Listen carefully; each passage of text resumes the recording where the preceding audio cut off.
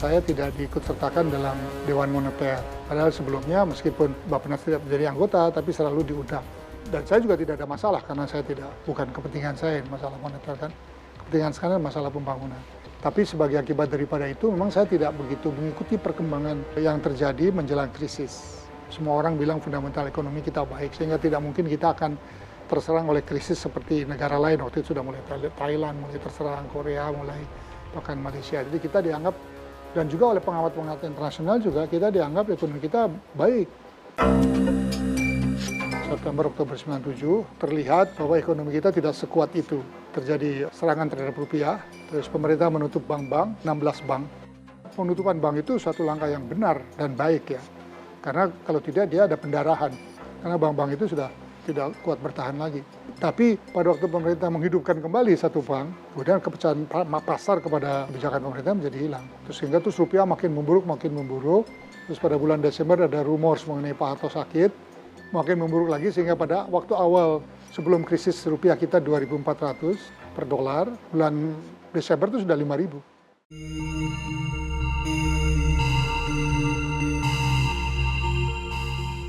Pada waktu bulan November, pemerintah meminta bantuan kepada IMF. Letter of intent yang pertama. Kita nggak tahu nih, pemerintah pada waktu itu menangani secara sangat tertutup. Mungkin tidak mau kesan ada panik. Bahkan menteri-menteri yang lain di kabinet pun tidak diikut sertakan. Tidak diberitahu lah bahwa keadaannya sudah ternyata mendekati keadaan yang cukup gawat. Saya mulai mulai ada memahami pada waktu kita membuat RAPBN, karena dalam RAPBN itu peran Bappenas cukup besar, merencanakan anggaran untuk pembangunan. RAPBN itu sangat optimis, masih menyatakan GDP kita masih plus, masih ada GDP, kemudian anggarannya masih surplus dan sebagainya. Pasar nggak menerima kan, terjadilah gejolak di pasar, rupiah kita makin memburuk, kemudian pemerintah mencabut itu dan mengajukan lagi RAPBN yang baru, yang lebih realistis, tapi tetap masih terlalu optimis. Pasar tidak percaya juga.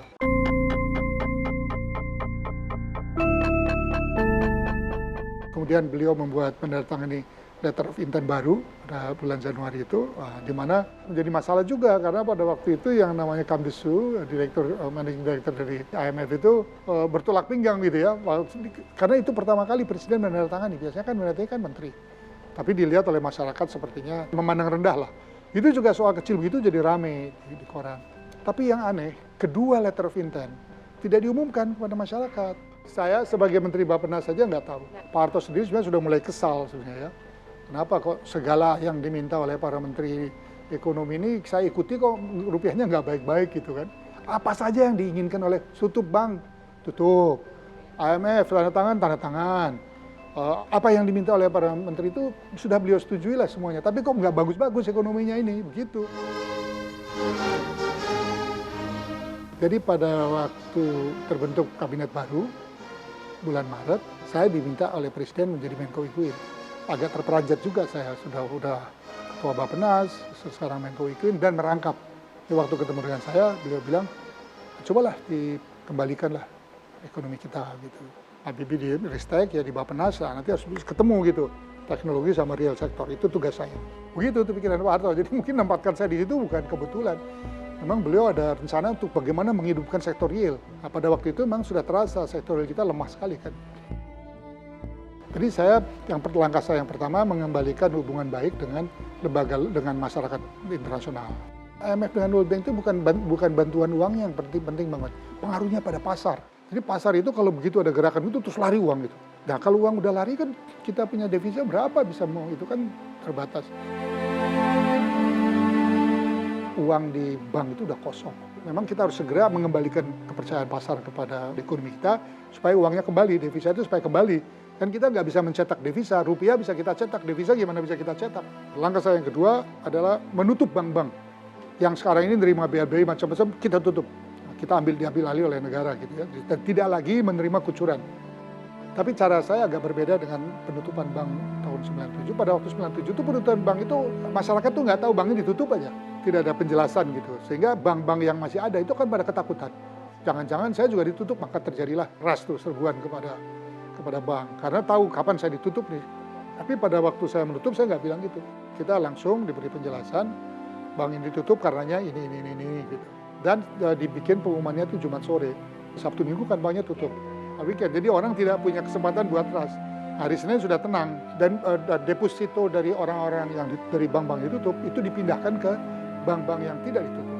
Jadi orang tidak merasa perlu untuk ngambil uang, kan banknya masih ada. Itu ditegaskan dulu.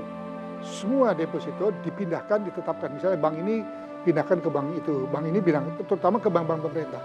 Karena bank pemerintah, masyarakat kan percaya. Kemudian kita mulai memperbaiki distribusi ya. Saya pergi ke pelabuhan, saya pergi ke pasar, gimana itu kekurangannya, di mana letaknya masalahnya. Membaiklah rupiah tuh. Dari 10.000 sudah mulai bagus, udah mulai membaik nih. Uang yang lari udah mulai kembali. Pak Harto itu confident sekali. Saya kira ini triggernya.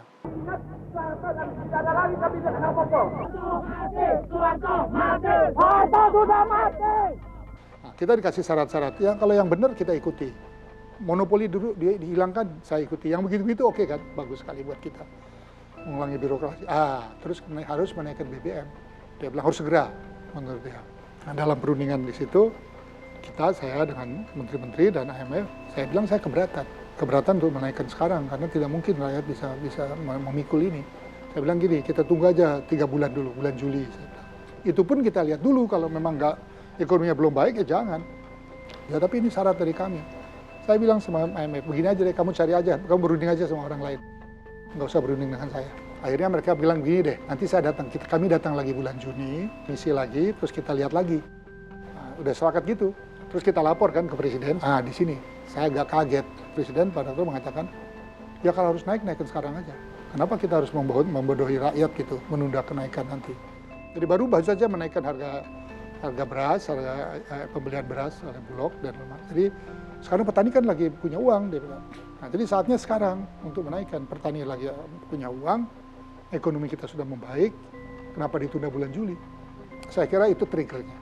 Kalau di masyarakat sudah ada perasaan, ya tidak perlunya adanya reformasi politik sudah ada. Cuman elemennya memerlukan trigger. Berkenaan dengan adanya aspirasi masyarakat yang menghendaki Presiden mengundurkan diri sebagaimana yang telah disampaikan pimpinan Dewan kepada Presiden, fraksi-fraksi sepenuhnya dapat memahami dan sepakat untuk dilaksanakan secara konstitusional. Beliau tidak membaca situasi politik dengan baik. Karena bukan tidak ini, kita tunda aja 3 bulan. Kan udah bagus tuh, IMF udah mundur. IMF-nya mundur, presidennya malah mengambil posisi seperti posisinya IMF. Yang kedua, kenapa terjadi penembakan? Karena peristiwa itu, maka terjadi 13-14 Mei. Nah, di situ hancur sekali ekonomi kita. Rusak betul.